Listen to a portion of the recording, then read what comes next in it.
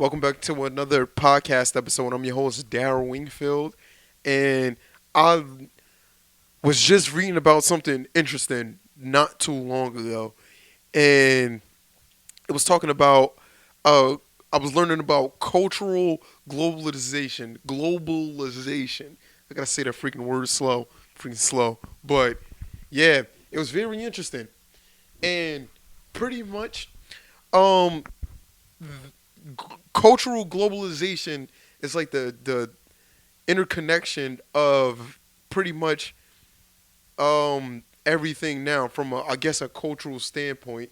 It was like economic globalization and political globalization as well. But I was looking at the cultural globalization, and it's an interesting time that we're living in.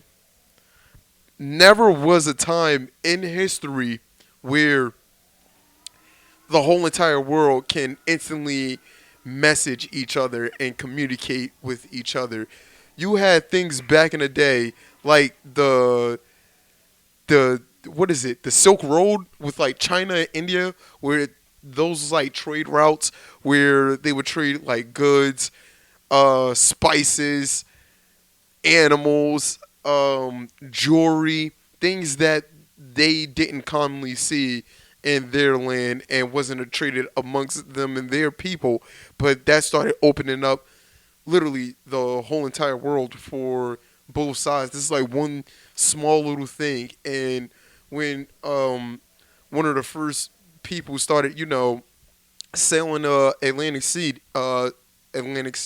Atlantic Ocean, dudes like I don't know, like the douchebag Christopher Columbus, who pretty much was, I guess, one of the early guys behind the whole slave trade kind of a thing, which also started, opening up the world even more as well. And you have this weird time period where people are exchanging information, are exchanging gifts, are exchanging valuable things amongst each other. And with doing that, there's something that happens, and it's it's a phenomenon right now, because we're literally living through it. But it opens up the door to so many possibilities. You know, like it's something to see for me personally. It's really really crazy to see that my podcast was listened to in like places like Russia, of course, Germany, Japan, Kenya, Canada, Mexico, and other states in this country, America. And for me, I don't know. When I first started doing this, it was something where it felt like I was talking literally to myself, but I had to pretend in my head that that I was talking to other people, and that was very very uncomfortable to do at first. If you guys want to check out the very first Purpose Served podcast, go ahead and look at, how cringe I was. I'm still cringe, but yeah, that was like pretty cringe. And through these things like having a podcast, which is something that I talked about previously, it's just that we have the opportunity to play along with this whole like this dance of cultural globalization, and you have the power and you have the opportunity at this very moment to utilize the things around you to get your message out there, to start building on what you're trying to build on, and meet different people. Like now is like the time. Don't even miss out on it. And to think that generations before this point, you know, there's no way in hell that anybody could have predicted any of this. Computers, cameras, laptops, phones, taking pictures, videos. Like people probably like 300 years ago, if you would have took this technology to like I don't know, had this in like Boston, during the Salem witch trials, you would have been burnt at the stake and stoned to death. Uh, People would have looked at you probably like you're demonic because it was something that's outside their realm of understanding. And even if you probably tried to describe it to them, you're still done for. They'll probably think that you were possessed by Satan himself. You feel me? And yeah, you definitely will get burnt by the stake. That kind of drifted off, but you guys have to start capitalizing on these opportunities, and you never know the efforts that you can apply for yourself that's going to build a better tomorrow and a better future for the people that's coming after you. And those of you that's tuned in to this podcast, it's very important that you understand, I guess, an aspect that's bigger than yourself.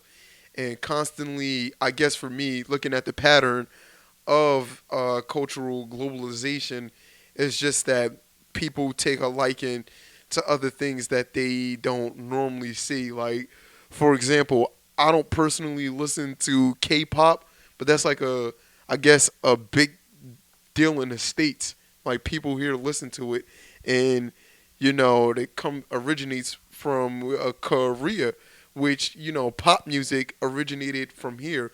So that inspired a whole subgenre of music that was inspired by something that was originally, I guess, created here with sources and elements that came from other genres of music.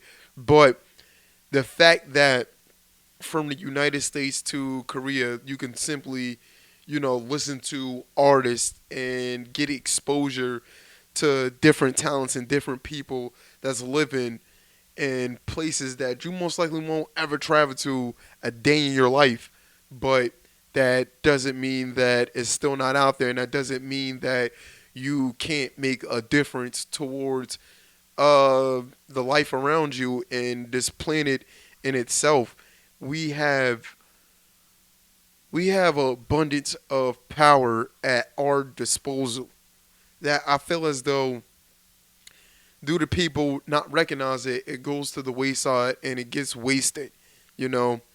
And that's a whole lot of, to me, collective potential that can be added to things and people that like this is how I look at it with this podcast. Somebody could listen to this podcast and it inspires them to go create something that that I never know, that it even inspired this person to do this thing or create this thing. And it's in a way where that also fueled this podcast and fueled the connections that I made with people through this podcast. And just going back earlier today for a little bit, not literally not too long ago, right before this podcast, I had my meditation class with Grace.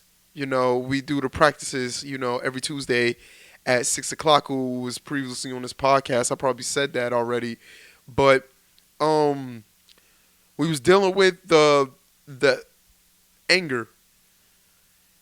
And pretty much I was talking to her about me starting to develop this mindset now that I'm really about to full-fledged, go at it with basketball and practicing like a madman again. It's a lot of things that I put to the wayside to focus on purpose served and the important aspects of that, and feeling like I can't, juggle two things at once. But, when I play basketball, it's tapping in to an aggressive side of myself that uh, through doing this podcast and, meeting and talking to other people and understanding other people outside the realm of, sports and just simply talking about life, it takes me out of that edgy competitor, mind state that I'm about to put myself back into slowly. She helped me understand something. And if you think about you being angry, go back to situations when you were mad. she made a valid point, and she said that what you're the things that made that feeling of anger wasn't anger, but it was elements combined to make you feel that, and that was like a response to you rejecting some form of, I guess, your experience or reality, you know, and different things like, embarrassment, fear, like all of these things like lead to that feeling of anger, which when certain elements are combined of that is going to make you angry and respond aggressively. And once I became like aware of that, we do this thing where we can fill out exactly what that feeling is, and then after that, um, become aware of it and become aware of the elements of those things. And crazy enough, that's the kind of that's how I go through a lot of processes that I go through.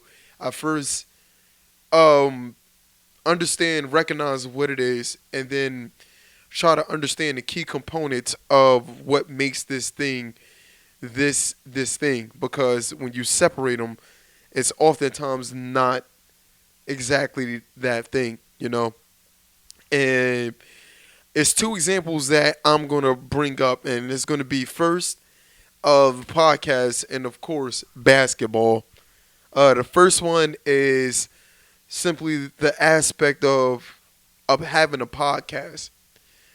When you break the elements of having a podcast down, it's no longer a podcast when you say, I need something to record my voice, or I need something to record my face, and I need something to upload what I record with my voice.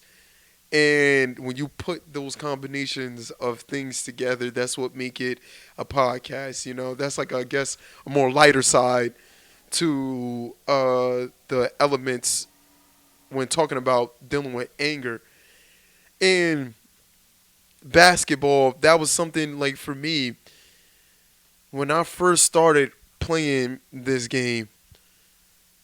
It was so much I wanted to do at one given moment, and basketball wasn't basketball anymore, and I had to break things down in order to put things together. Like the story that's of legend here is me getting cut. It's tough. When I was in high school, I was a late bloomer. I started playing under the whistle when I was 16 years old. And what I mean by under the whistle is playing with referees. There's referees in the game, so it's not, going to like outside playing with your friends or playing at the Y. So when I first started playing under the whistle, I didn't understand why I couldn't score like I was playing 3-on-3 with my friends and stuff like that. I didn't understand why it was so hard to make a shot, why I was getting scored on. It was like so much happening at once, but it's just this one element of basketball. And through these things, I already had a natural tendency to be angry and aggressive. So this fueled that anger and aggressiveness. And there was this one instance. I don't know if I ever told this story. I was 16 years old. I had literally just got cut from my sophomore year team. This is like in, I say, January of my sophomore year of high school. But I'm playing for this church league, and we all had to write letters about all of the other teammates, and the what we think they should improve on and what they can get better with, and what role I think that we can provide for the team. Some BS like that, and I wasn't investing in that. That season, I barely was playing.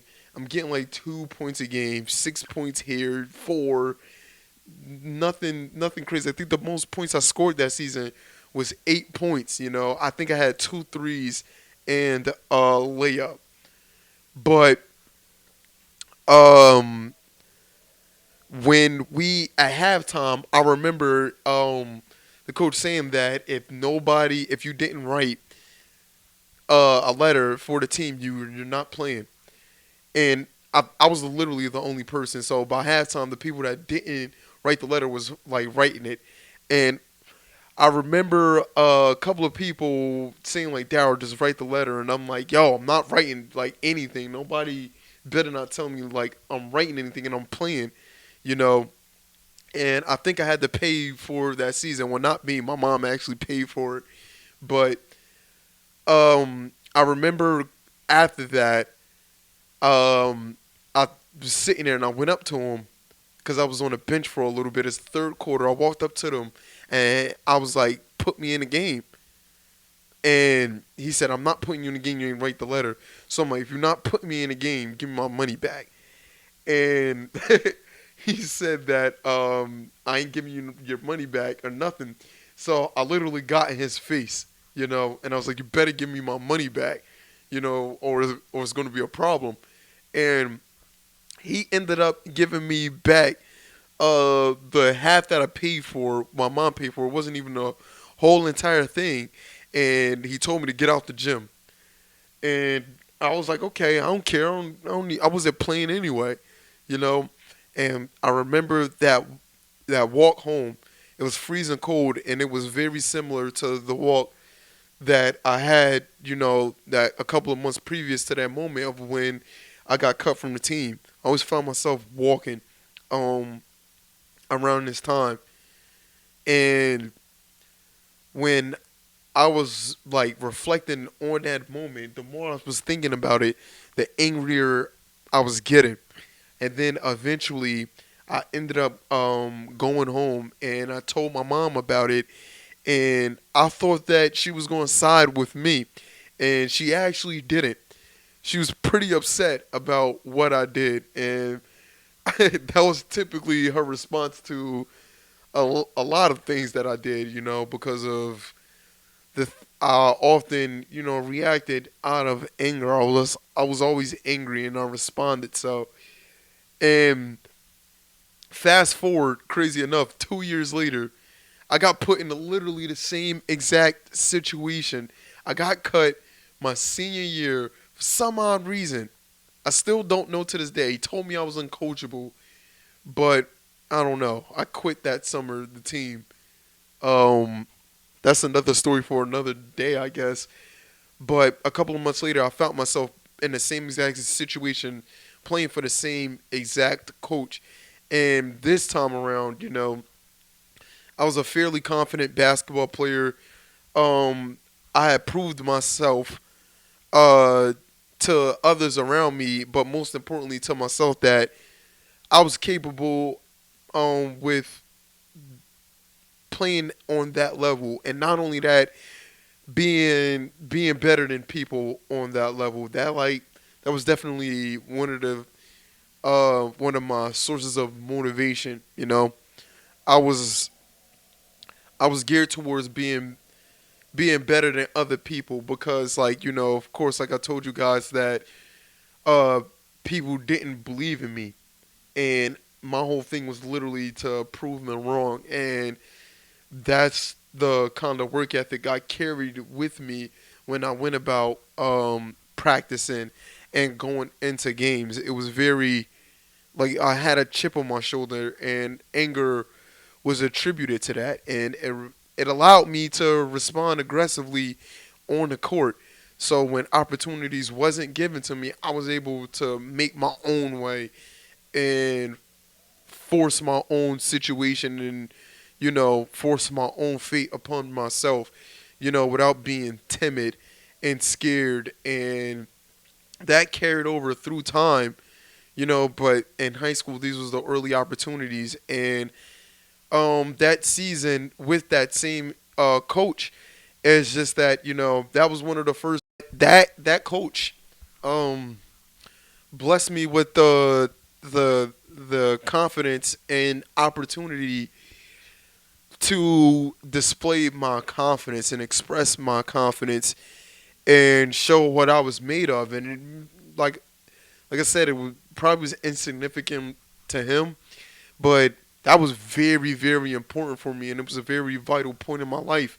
You know, it was my senior year, and um, that felt like that was like my last moment, and honestly, like one of the very few moments that I got to play in high school, and it didn't really mean much. Like the competition, I was playing against dudes that necessarily didn't play basketball, competitively, but for the fun of it, and also other kids that got cut from their team and was in the same situation, for me, to be quite honest. But through this, I was able to put my scoring on display and be able to average like 20 points for like a season. And at the time, that was like a huge deal for me, because if you guys go back and like listen to my story and everything, in fact,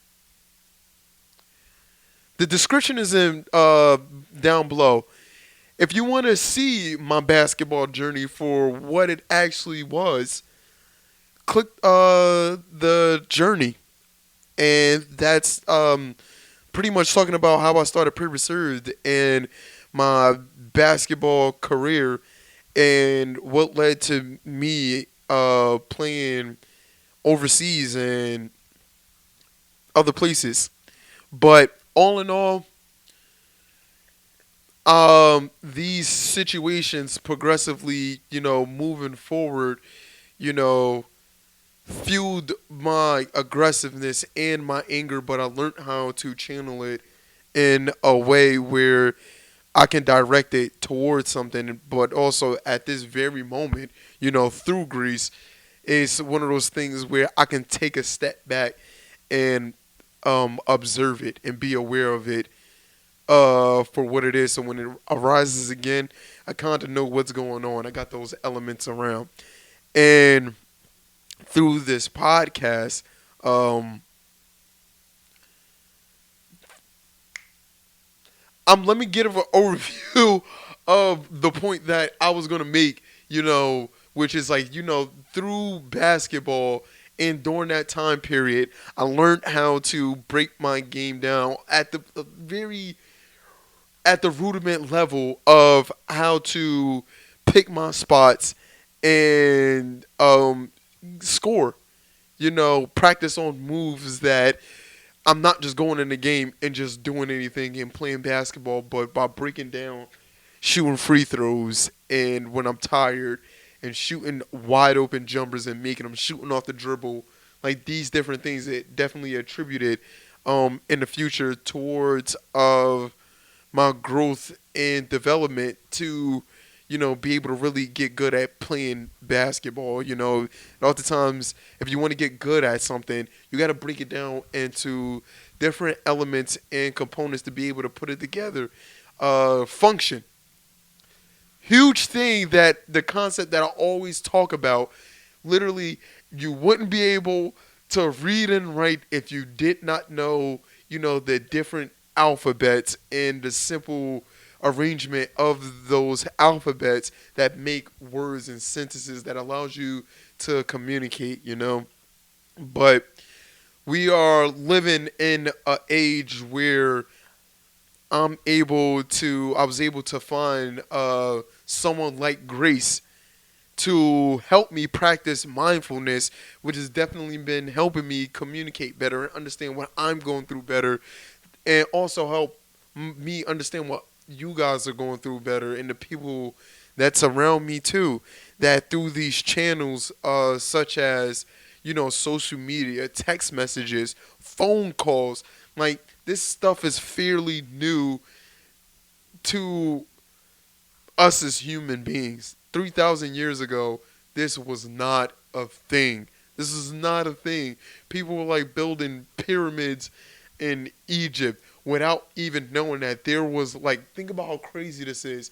Think about people in Egypt had no clue that a land like America and Canada and Mexico or Australia was out there. Those places was there, whether it was to their awareness or not.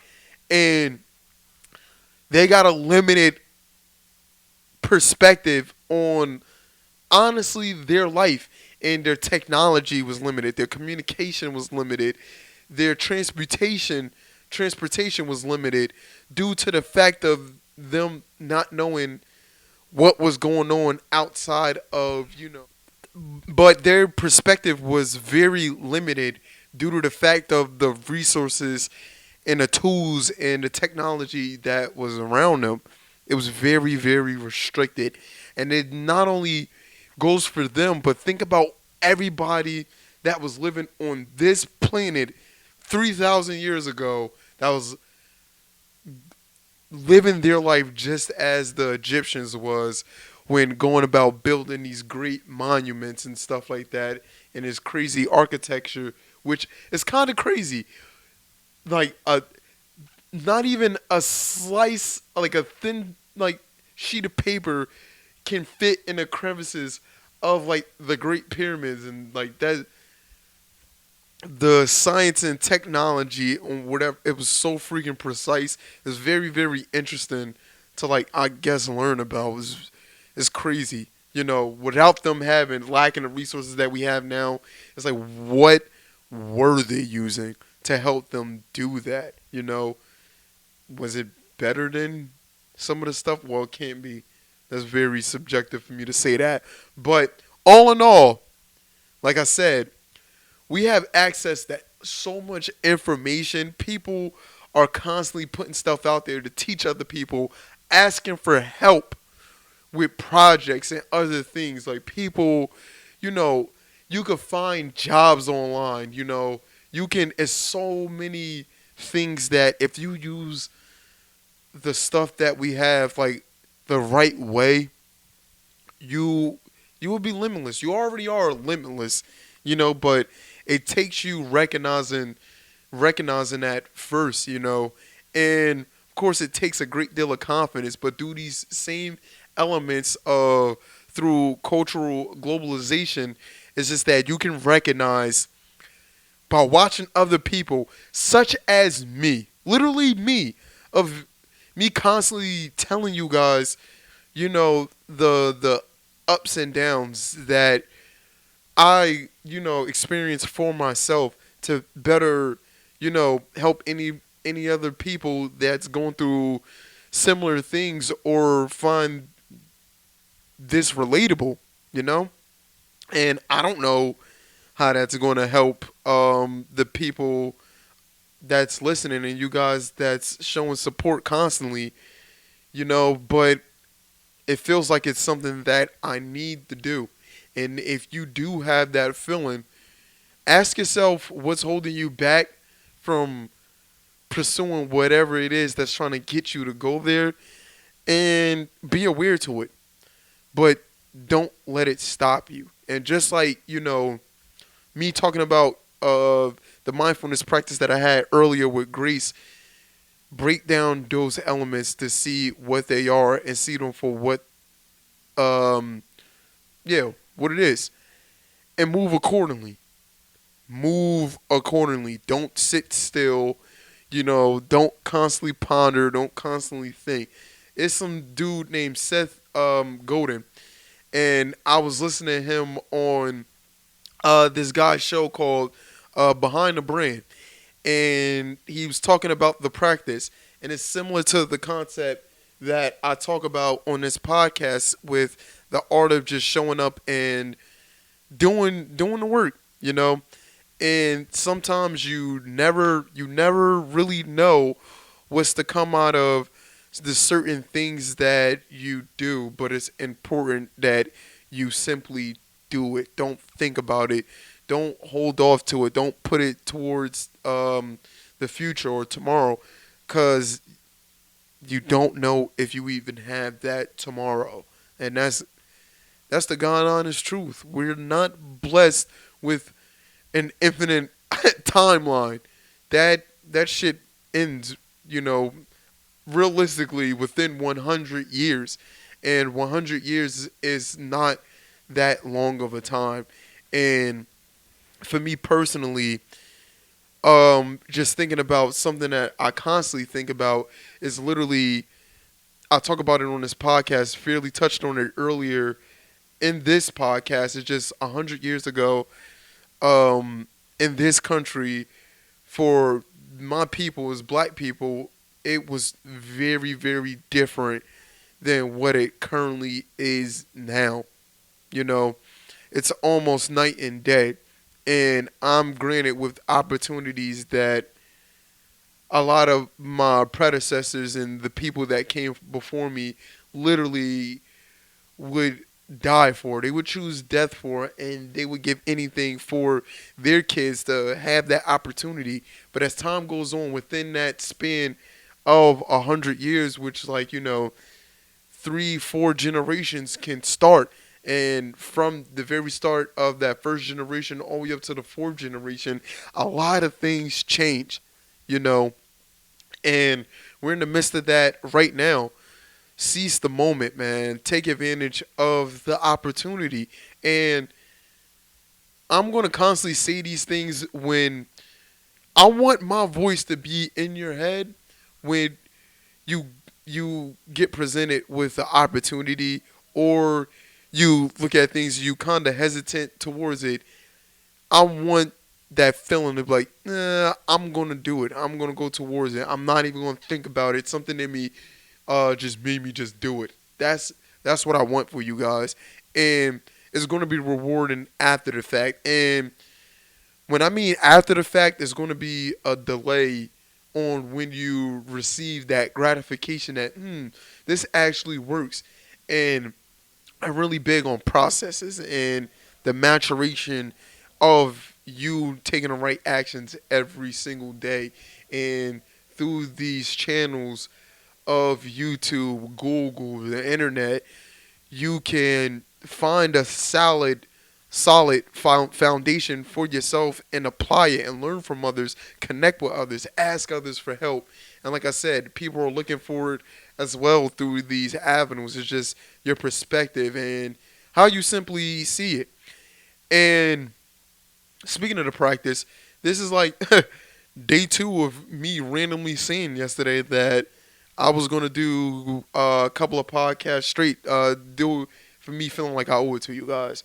Thanks for hearing me ramble for 30 plus minutes. I really do appreciate it. And I hope that for anybody that's listening, that this is helpful. This shit comes across as something that you needed to hear. And in the future, we're going to have some great podcast episodes with, I got confirmed some good news. We're going to have a very awesome guest on soon that was previously on here. But to everybody that's listening, to anybody that's watching, serve your purpose. You know, treat the purpose as if it's the goal, and treat the service as if it's the action. You know, take action towards your goal. Serve your purpose. Love you guys, and I'm out. And last but not least, deuces. Gotta love it.